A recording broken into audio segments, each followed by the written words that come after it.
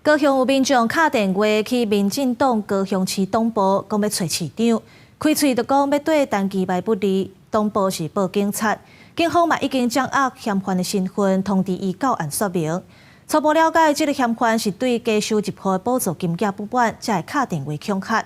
目前已经依照恐吓罪上班。前3下昼出席市政活动，高雄市长陈其迈身边，虽然人数无变侪，毋过警戒距离明显缩低。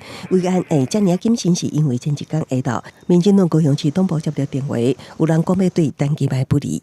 他就一直重复的，他要找市长。我们的党工也问不出个所以然，所以我们党工就直接告诉我们的那个对方，就说您到底要找市长什么事？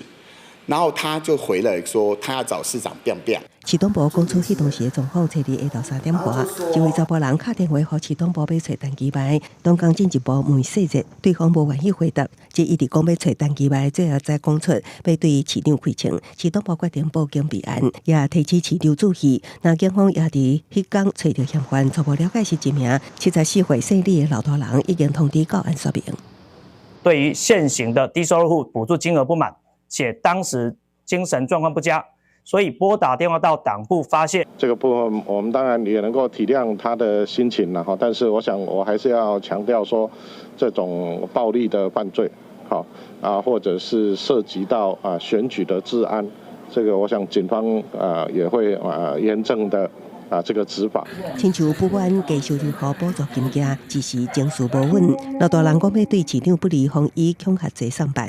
民进党高雄市党部除了谴责恐吓行为，也呼吁民众理性。记者综合报道。